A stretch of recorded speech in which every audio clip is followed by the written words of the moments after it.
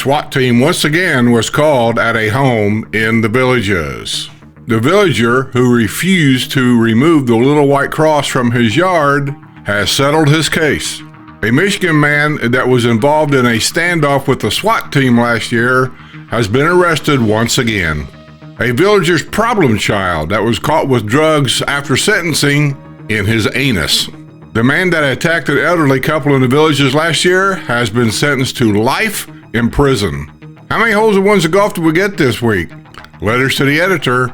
This and more coming up.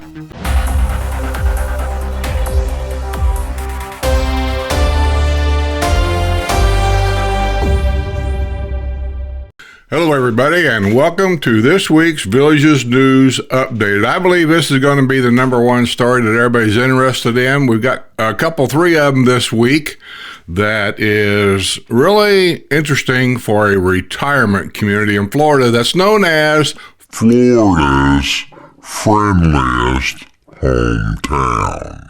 A villager who fought to keep his little white cross has been awarded $70,000 in a settlement. The Community Development District 8 Board of Supervisors on Tuesday voted to settle with Wayne Anderson of the village of Tamarind Grove. The battle began in 2019 after an anonymous complaint was lodged about the little white cross on display in his yard. Anderson claimed he was the victim of selective enforcement as other neighbors had little white crosses, but their crosses had not been reported as a violation. Anderson refused to remove his little white cross and waged a court battle with CDD 8 for more than 5 years. CDD 8 maintained the little white cross was a yard ornament and therefore in violation of deed restrictions. And last year, Anderson ran for and elected to the seat in CDD 8 board. By the way, I'll say I thought that was ingenious. The board agreed to the $70,000 settlement on the advice of its insurance company. The settlement is being paid for through the insurance company. Anderson did not vote on a matter, which passed 4-0. Anderson had been facing thousands of dollars in fines due to his refusal to remove the little white cross, but those fines have been waived as part of the settlement. CDD 8 board also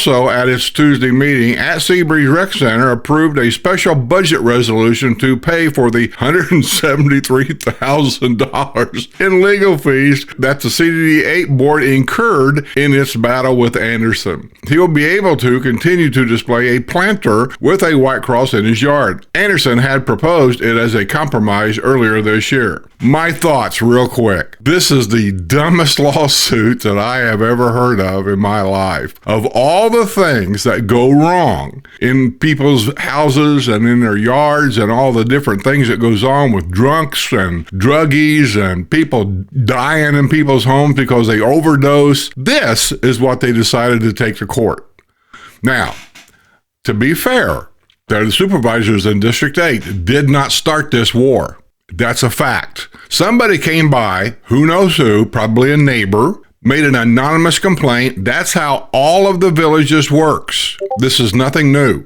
Nothing happens until somebody complains. You can break every rule there is until somebody complains. And all it takes is one complaint. Now, once that complaint hits, the board has to. They have no other choice. They have to go by the district rules if that's what the complaint is about. Now, there is a thing about yard decorations. There are certain areas of yard decorations that is exempt, I'll say. One, obviously, is Christmas. You want to decorate your yard up for Christmas, they give you a time frame. You can put your stuff up at a certain date. It has to be taken down by a certain date. And I think there's something about, because some of these yard decorations now has flickering lights and music that plays. So there's a rule now that the music can start playing at a certain time, and it has to stop at a certain time. Just like the lights. You can't leave them on all night long. You have to shut them off by a certain time. That's fair. I got no problem with any of that. So your problem here is not anonymous complaints or happen to give your name when you make a complaint. I don't care about any of that. That's not the argument. The argument is your neighbor.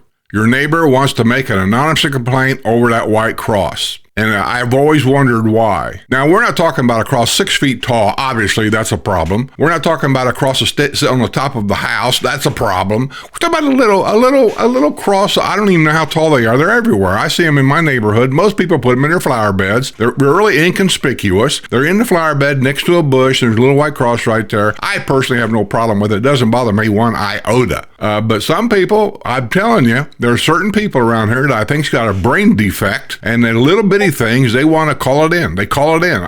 I don't get it, never did. They'll even call it in a neighborhood they don't even live in. And to me, that's always been a problem. You should be able to say, I live in the district in which I'm making a complaint about, and prove it. If you don't, you have no complaint in that neighborhood. But before I get into a rant, I'll just simply say, congratulations on your reward. Congratulations on taking a fight to court. That's what we do in this country. And congratulations on winning your case. Now, this is going to set precedent for the rest of the villages, not just District 8. This is going to set precedent for everybody. So anybody's got the white cross in your yard now, this is the case you want to refer to in case somebody wants to make an anonymous complaint. Well, here's an update on the Little White Cross about the people from that district and their reaction to how much it costs to argue this case over a little white $2 cross. Villager Philip Beberek couldn't believe the amount of money spent to finally bring the conclusion to a nearly 6-year battle over a little white cross. In Wednesday's morning edition, the Community Development District 8 resident learned that his elected supervisors had agreed to pay $70,000 to Wayne Anderson, who in 2019 was the subject of an anonymous complaint due to a little white cross on display in his yard in the village of Tamarind Grove. On Tuesday, the CDD8 board voted to approve the $70,000 settlement with Anderson. It was also revealed that CDD8 incurred a $173,000 legal tab in its attempt to force Anderson to remove his little white cross. Perhaps someone much smarter than I can explain how spending almost $250,000 in our asset money, nearly $250,000 to get a little white cross removed from a yard benefits our community. Good question.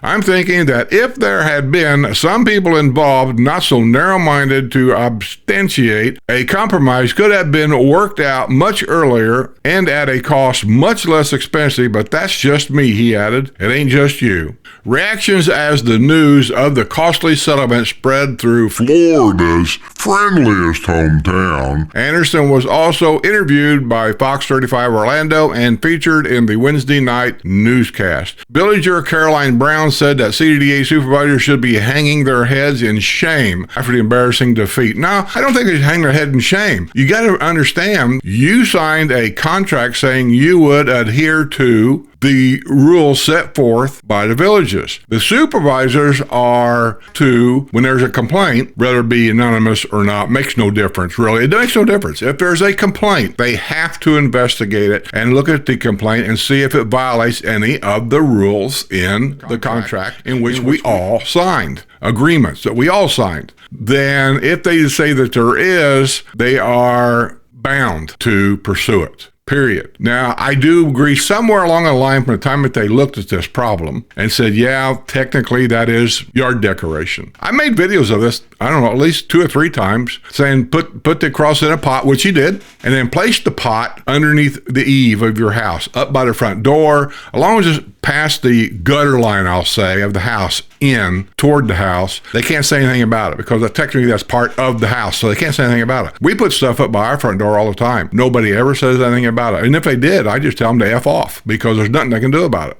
And he didn't do that, but he did try to make compromises here. And I told my wife one day we was out eating dinner, and I said, you know, this is going to turn into a freedom of religion case. That's the only thing they got to stand on. That's it. And if they do that, I said the villages, when I say the villages, I'm talking about the developer, his attorneys that takes care of things here. I said if they got any brains at all, they're not going to want to pursue that because that's going to be a nationwide problem, and they ain't nobody going to want to touch freedom of religion. Nobody.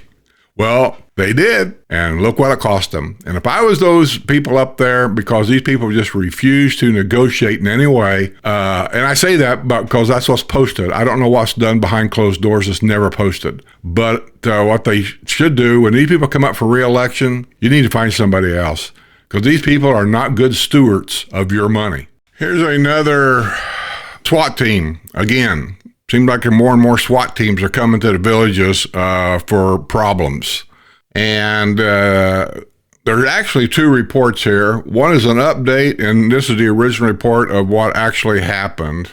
A property dispute appears to have triggered a standoff in the village as the Sumter County Sheriff's Office SWAT team for most of Thursday surrounded a home at 2186 Broxton Place in the village of Ashland, where a woman had barricaded herself in the home. Ashland's a good area. It's just a very simple golf cart ride from Ashland to downtown Lake Sumter. The standoff ended late in the afternoon with 53-year-old Jana Stefanski taken into custody. She was being held without bond at the Sumter County Detention Center on charges of assault and resisting arrest. A dispute over property appears to have triggered the standoff. The home has been owned since 2004 by Gerald Stefanski. Records indicated he is 83 years old. Janice Stefanski was named in small claims case filed November 13th in Sumter County by Melissa Gary, who has previously listed addresses in Wildwood and Lady Lake. Gary appears to be about 35.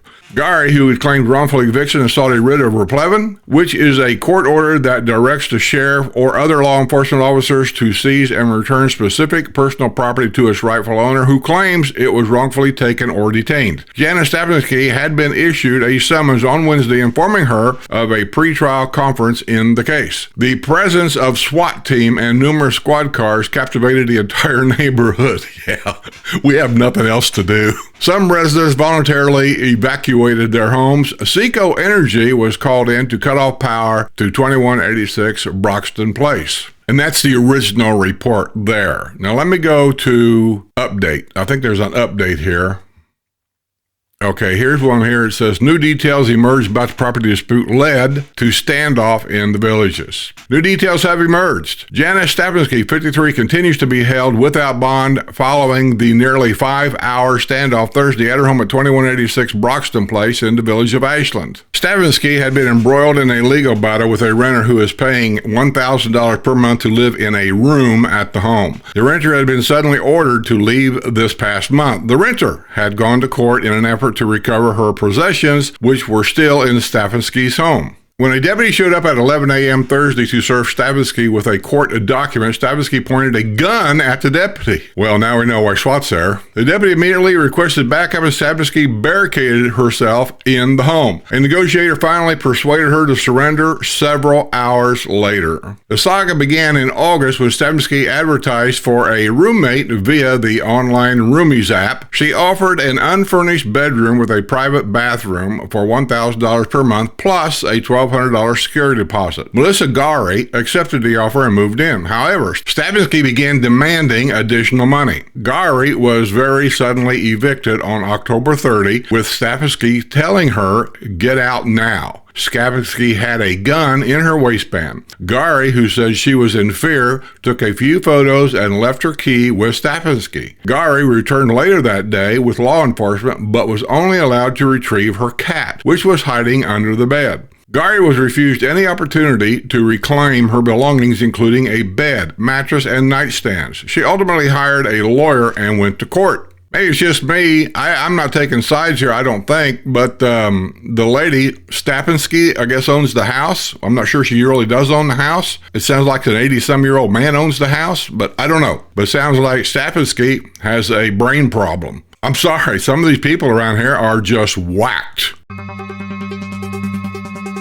Okay, this is really kind of an update, but I've been following this for a while. If you remember a year ago, maybe longer than that, the guy knocked on an elderly couple, I believe up around Calumet, asking for a glass of water, and they gave it to him, and then he wanted to come in the house where it was cooler, I think. They let him come in, and when he got in, he asked for money, and then it just went downhill from there. This is an update on that guy. An ex-convict will spend the rest of his life behind bars after terrifying attack on an elderly couple in their home in the villages. Robert Connor II, 57, was sentenced Wednesday in Marion County Court on charges of grand theft of a motor vehicle, robbery with a weapon, and false imprisonment while armed. He had been found guilty by a jury in September. The home invasion occurred June 12, 2023, so that's been a year and a half ago, on the 7500 block of Southeast 172nd Fieldcrest Street in the village of Calumet Grove. The husband and wife, who today are in their 90s, had been cleaning up after breakfast on June 12th, 2023, where they heard a knock at the front door. The husband, who was confined to a wheelchair due to a broken hip, was in the kitchen, and his wife answered the door, according to the Arrest Department, Marion County Sheriff's Office. Connor was at the door, sweating profusely, and asked for some water. The wife allowed him into their home and gave him a glass of water. He sat down in the kitchen near the sliding glass door. The former prison inmate asked to use the phone, and the wife allowed him to use her landline.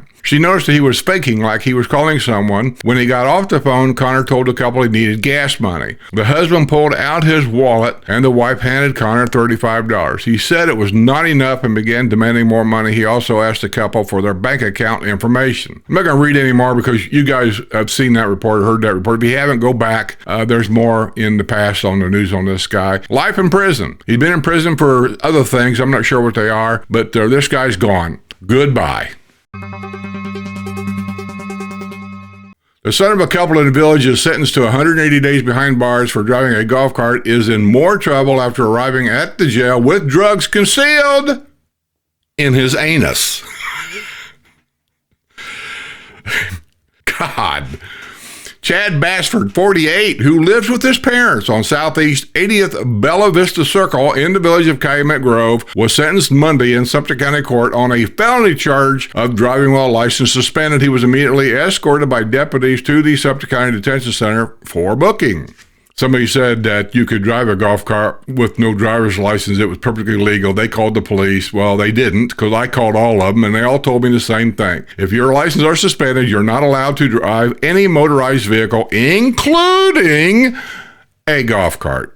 During a body scan, a detention deputy discovered that Brasford had foreign objects in his lower abdomen, according to the arrest report. However, during a strip search, the objects were not visible. Brasford was placed by himself in a holding cell. Brasford was being monitored on surveillance when he removed his clothes and got down into a squatting position. A detention deputy entered the cell and found 3 packages on the floor.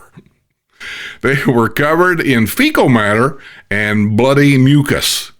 Man, you people are just sick. The items smuggled into the jail were marijuana and pills determined to be servrosurexin. I'll put the name of the pills up here somewhere. A sleep aid. Whatever it is, it's a sleep aid. Bradford is now facing additional charges. In 2016, Bradford was sentenced to 210 days in jail as a result of his fifth drunk driving conviction. And mom and dad, you're enabling him to do this. You should make him stand up on his own 2 feet. He's old enough. He knows what he's doing. I'm sorry. Sooner or later, you got to get tough with these matters because it's not going to get any better because you're allowing him to live with you for free and save his money to keep buying more and more drugs. When are you guys going to see this? When are you going to wake up? A Michigan man tasered earlier this year in a SWAT standoff at a home in the Villages is in trouble. You notice the theme here. More and more SWAT are getting involved here in the Villages. Daryl Colin Fuson, 47, was taken into custody Tuesday night by Sumter County Sheriff's deputies at a home at 779 Evelynton Loop in the village of Lynnhaven. Lynnhaven is a good location also. If you'd like to be close to the shopping center, Lynnhaven is a good place to go. He is charged with violating a court order issued after the standoff in May at the same home. In that incident, a woman called 911 after suffering what appeared to be a broken or dislocated jaw. Ooh, that's painful. She identified Fuson, who had been drinking, as her attacker. He was tasered and taken into custody by the SWAT team. He was released from jail 3 weeks later with strict orders from the judge not to contact the woman. Fuson and a woman apparently had been guests at the home in Lynnhaven. There had been a domestic assault in March, and Fuson had already been under a no-contact order at the time of his arrest in the Villages. The situation between Fuson and the woman became more complicated when she discovered she was pregnant. The child passed away before birth and was cremated. That's too bad. The ashes were in the possession of one of Fuson's relatives. The nature of that relationship was redacted from the arrest report. The relatives told the woman that the baby's ashes would be returned and a camper would be purchased for her to live in if she did not cooperate in the prosecution against Fuson. A 2011 Mona 26-foot camper was purchased for the woman, and Fusion agreed to meet her on November 13th at a Department of Motor Vehicles office to turn over the title. Fusion began texting the woman and make the arrangements to hand off the title, but the texts were considered a violation of the no contact order. He was being held without bond at the Sumter County Detention Center. I don't understand that. I mean, we all speak English, right? So we all know what the meanings of our words are. And so when a judge says definitely no contact order, do you know what that means? Do you understand? No texting, no emails, no going over to the house, no parking next to her on any kind of a parking lot. I mean, you can't, I don't know. I swear to God, I think some people ask for the trouble they constantly keep getting into. Education. I've always said education is the key to most of our problems. Here's another problem home. I don't know how they settle these kinds of things, but they pop up all the time. It's just information that you should take if you're moving here, something to think about. I know I've thought about it. But anyway, here we go. A new problem has been reported at a dead villager's home with a reverse mortgage. The property at 2051 Thurmond Avenue in the Mount Vernon Villas in the village of Liberty Park was the subject of a public hearing Tuesday morning before the Community Development District 5 Board of Supervisors at Sea Breeze Recreation Center. Property was purchased in 2005 by Wanda Albert for $134,600. She has passed away. There is a reverse mortgage on the home, and the home is reverting back to the lender. On September 10, a complaint was received regarding bushes growing into the eaves. The home was the subject of another decompliance hearing earlier this year. A neighbor previously complained that Albert's surviving heirs had been spotted at the home but have not taken any effort toward its upkeep. As a result of the most recent complaint, the board gave the homeowner 7 days to bring the home into compliance. If the home is not brought into compliance, fines will be imposed. And there's a really good chance, and I don't know how any of this works, up to the point where the home reverts back to the lender. That's the bank or whoever gave them the reverse mortgage. It'll go back to them. And then after that, I'm not sure what the options are. What, can you pay them off and then keep the home? I don't know how any of that works. I had a guest on my W&L show that explained it, but I forgot what he said. So I don't know. All I know is these things with reverse mortgages pop up on a regular basis anymore. And the larger the villages gets and the older the population gets, I suspect that these kinds of things are going to pop up more and more and more. So it's just something to think about. If you're going to get reverse mortgage, what's going to happen when you die? Are your kids going to have to take over? I don't know. I mean, it's just something to think about. I'm going to do these DUIs and things like that. There's 3 of them. I'm going to group them together. I did it last week, and you guys sent me an email saying you kind of liked it that way, so I'm going to keep doing this the best that I can when I can. U.S. Immigration and Customs Enforcement put a hold on a Brazilian who was arrested on a charge of driving under the influence at Colony Plaza in the Villages. A bystander called law enforcement about a suspicious vehicle parked on the median between 7-Eleven parking lot located at 260 Colony Boulevard and the main road around 1:30 a.m. Sunday, according to the arrest report from the Sumter County Sheriff's Office. A driver, 28-year-old, I'll put his name in a picture, was standing in the bushes with a flashlight. When the deputy arrived, he found Prudente sitting in the driver's seat of his 97 Dodge van. The vehicle was still running, and the keys were in the ignition as he talked with a woman on the phone. The deputy motioned him to get out, so he shut the vehicle off, and he did so. The deputy immediately noticed the strong smell of alcohol in his breath while they spoke with one another. Prudente could not explain how he got between the gas station and the media. Only that he realized he was unfit to drive and stopped there to avoid going any further. The deputy noted that he had red, glassy, and watery eyes, the report said. I always love it when somebody drunk, the cop asks simple questions, to kind of get a feel what's going on there. He said, hey, you see where you parked? Yeah. How'd you get over there in the grass over that curb underneath it? So how'd you get over there? Man, I don't know. That's all that officer needs to know. Prudente even admitted that he knew he was drunk. He should not be driving. He also agreed to participate in field sobriety exercises but swayed, lost his balance, and did not follow instructions during them. He later provided breath samples of 0.199 and 0.192 blood alcohol content, the report said. Let me stop there and just throw a little something in there that I know. Maybe most of you do know, but some of you probably don't. Whenever you do a field sobriety exercises, it ain't just you performing the exercises they're watching. You know, like when you walk the line, everybody's familiar with that one. It ain't just walking the line without staggering. They give you certain instructions. Keep your hands down to your side. That's one. Take 9 steps heel to toe. And they usually will demonstrate it for you to show you exactly what they want you to do. They're also watching to see if you're following the instructions. 9 steps, not 12, not 6. That's what they're watching for. So it's just a little extra information that I know. Additionally, a search of his vehicle revealed an open can of Busch Light in the front cab cup holder. The can still had beer inside and it was cold to the touch. There was also a large container of the same beer in the back of the vehicle, along with several empty Busch Light cans, the report said. Prudente was arrested on charges of driving under the influence and transported to Sumter County Detention Center. U.S. Immigration and Customs Enforcement has placed a hold on a Plant City man who was stopped for driving without a license. A deputy spotted 46-year-old Celestino Buestia Santiago speeding on Webster around 2:55 p.m. Tuesday, according to the arrest report from Sumter County Sheriff's Office. Radar confirmed his maroon Dodge Caravan was going 75 miles per hour in a 60 miles per hour zone, leading to a traffic stop at State Road 471 and County Road 788. After the vehicle stopped, the deputy saw Buestista Santiago swap seats with a woman in the back seat. He was still detained and identified using a Mexican ID from his wallet. He then advised that he had never been issued a driver's license in the United States. He had been in the country for about 15 years, but his work visa expired some time ago. Buestia Santiago was subsequently arrested and in charge of operating a motor vehicle without a valid license. He was transported to the Sumter County Detention Center, where ICE put a hold on him.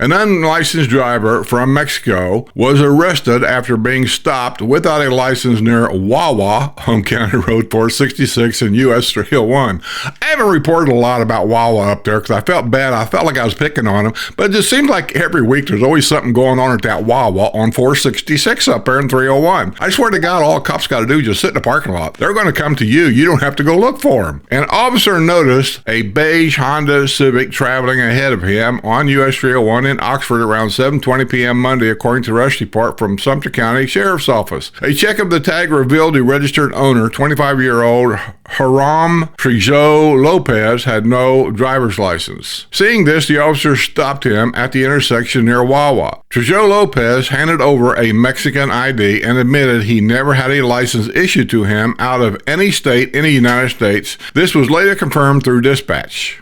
Trejo Lopez was arrested on a charge of operating a motor vehicle without a valid license. He was transported to Sumter County Detention Center, and the bond was set at $500.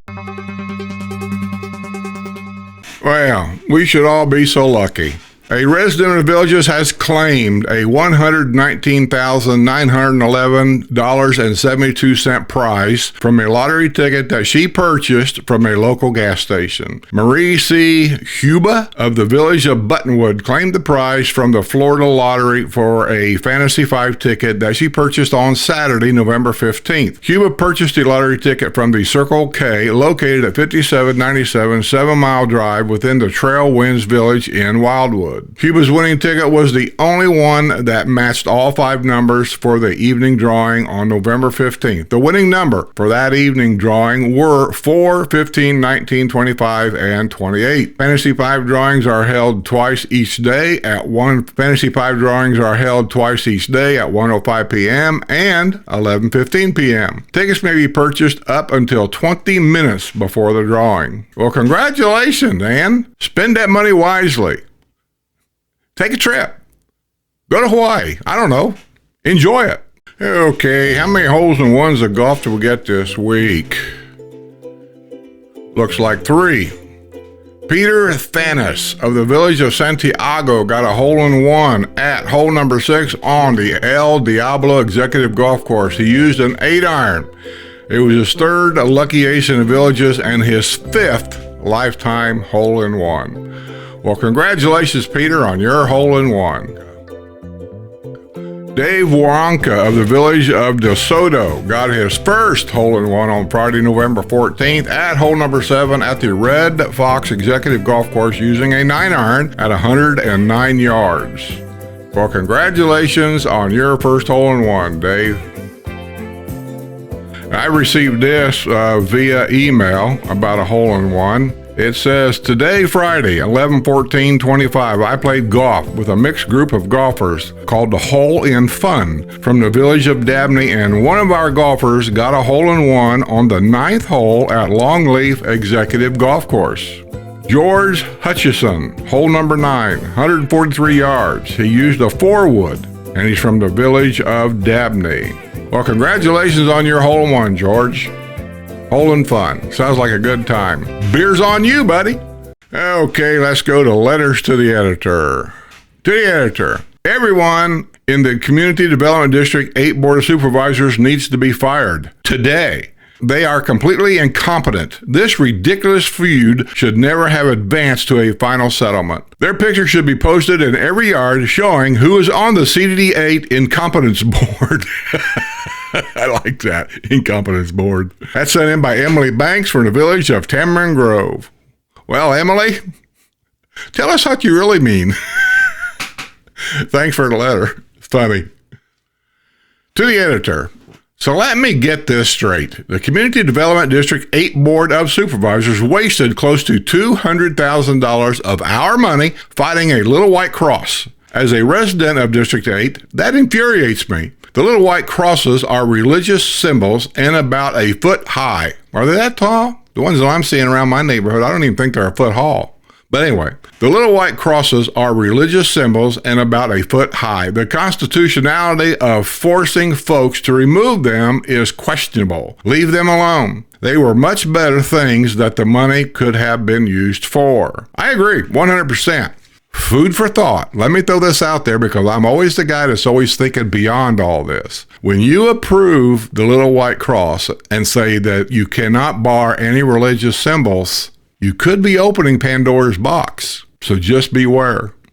This is not a letter to the editor. This is more of a article that somebody wrote. It's basically about the Daily Sun and articles that they print and how they're really dissatisfied with it. I know we get the Daily Sun. Sue does. I don't. I never read it because it's happily known as the happy paper because nothing bad ever goes in there. No matter how true it is, it just never goes in that paper. And the article is basically the Daily Sun is actually set up to promote homes, promote the villages, and it does make money because the grocery stores and things put coupons in there and people do buy them for that. The Daily Sun newspaper, other than events, it does list all the events that's happening in the villages for that week or that month. So it's interesting to have that if you're not familiar with things. The Daily Sun printed a front page article on the village's health system sale and how patients can make the most of their care on Thursday, November the 20th. The article stated that much of the transition has been seamless so far.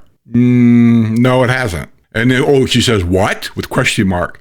Seamless for who? Question mark. Not for the approximately 25,000 patients in the village's health that you have United Healthcare. That's me. Most of these individuals are currently in a panic mode since United Healthcare and Centerwell have not yet reached a contract agreement. This means that Centerwell will bump all United Healthcare members off of their network after December 31st if an agreement is not reached. Layered upon that is the fact that the open enrollment is dropping or switching to another Medicare Advantage plan started on October 15th and will end shortly on December the 7th. Get those two dates in your mind because that's the way it's going to work. You can't change plans after December the 7th in Medicare. But yet they're not going to tell you whether they accepted United Healthcare's offer or they got a contract agreement here until January 1. The Daily Sun's article stated that nearly half of Centerwell's 55,000 patients are wondering if they will need to choose between keeping their doctor or keeping their insurance provider. The reality is that most of these patients, a large portion of them being elderly and vulnerable, are in a highly stressful, frustrating, anxiety-ridden situation. That is true. I know I don't show it, but I'm a little frustrated about this whole thing. Many major media news entities outside the villages, such as WKMG6, Fox 35, etc., have been featuring this story, including interviewing UCH members that utilize the village's health, highlighting the terrible situation that has created for UHC members. The Daily Sun has not yet published an article highlighting the negative impact on UHC patients, and they are our local newspaper. This is a disservice to their readers. You have to understand, the developer only cares about selling homes. That's all. So he sells homes by selling or promoting the lifestyle. And so he's never going to talk about anything negative. I mean, that's just the business part of it. And I understand it. But I do understand is how this is the second time that the villages who in power, whoever that may be. We say the villages all the time. It's different companies inside the villages that does different things. The land development company, the company, and I don't even know the name of it, that hires all the contractors to build the houses. We don't hire anybody. They say the villages ought to vet all these illegals building homes. We didn't hire the people that's building homes. We just hire contractors. The contractors hire subcontractors that does all the work on these homes. That way everybody can point fingers all kinds of ways and nobody takes responsibility for it. But that's not just done here. That's done everywhere. So I don't know, man. I got to tell you, this whole thing is crazy to me. It's disruptive to me. Here's what I want to know. Who is investigating Trend? He's the head of their hedge fund for the villages. What I want to know is, where's the investigations at? Who's investigating about the $330 million gone? Where did it go? Who got the money? Report shows that 167 million, I think it was, or 130 million, something like that. It went into I'll say it again, the village's pocket. What village's pocket? I don't know. There's a lot of things here that's just Trend. The CEO of the village's health. He's the guy. He's the big man when it comes to the village's health. He was at the helm when this money come up missing, and he didn't even know. He still works here. He's still employed here. Why? How's come he hasn't been investigated? How's come he hasn't been fired? I don't get any of this. This is just a whole weird thing that I think Governor DeSantis has word of this. I know he does because I sent him an email. I don't know why he hasn't sent a crew down here to investigate this matter. Because if he really cares about retired people in the state of Florida, he should be investigating this matter. And so far, I've heard nothing. Not to say nothing's happening, not to say there's any investigation going on, but if there is, they're keeping it deadly quiet. How about it, Wildwood commissioners over there? All you big fat asses that sit on your ass and do nothing? What's going on here with this? You guys seem to care so much about building and property taxes and all that. How's come you're not on top of this? How's come we don't get the word on this? Oh, that's right, I forgot. You guys do whatever the developer tells you to do because he gives you money for re-election, doesn't he? Okay, I think that's going to be it. I hope I didn't ramble on too much for everybody. That's just me. I guess get to talking. I keep forgetting that this is supposed to be just a news program, but I don't look at it that way. I treat this like I am talking to you. That camera right there. I see you. I see you out there. I hear you.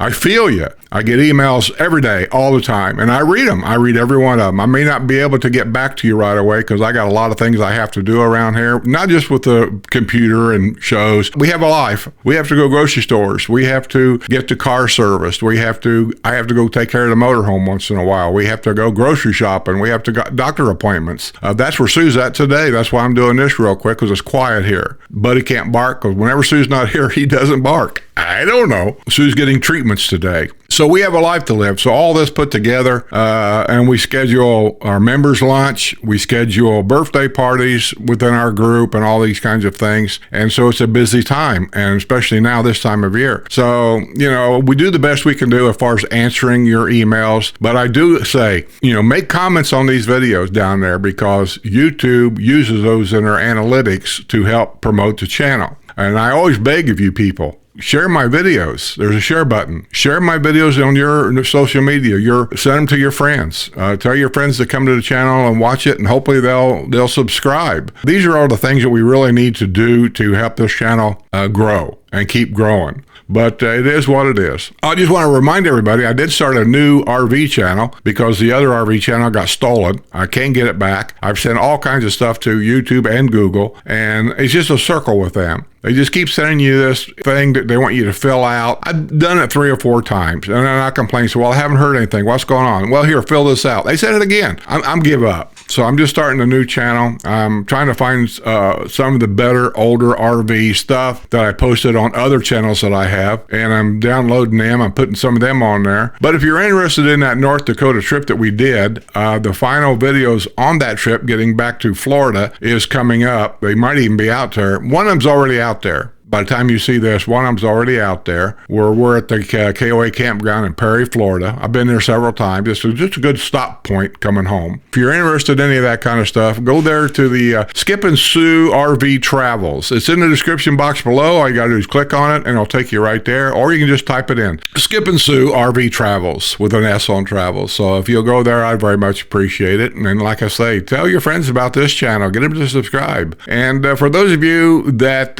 would like to help support the channel, you can do that by becoming a Patreon member or a YouTube member. I always forget to mention YouTube members. I do still have that. Patreon member, I think's a better deal. That's just me. YouTube membership starts at $5 a month, and Patreon membership starts at $2 a month. Now, what's the difference between the two of them? Nothing. Both of them get the same things as far as videos go, and some of the benefits is, one is you'll get the videos early before I put them on YouTube. Most of them, not all. You'll get the news early, 3 days early, I think it is. You get it on a Wednesday. This news comes out on Friday. You'll get it Wednesday at 3 o'clock. And then Friday on the news here, this comes out at 6 o'clock. I've also got some new YouTube members. I've got to put them on the thank you scroll. I haven't done that yet. One of them is my old buddy Tommy. You remember Tommy down the road? I used to go down there and harass him. Tommy's a funny guy. I miss him. With that, if you can, support my sponsors. I put them somewhere here, or over here. I move them around all the time. My sponsors are super cool people. They help this channel to keep it moving. My YouTube members helps this channel to keep it moving, and my Patreon members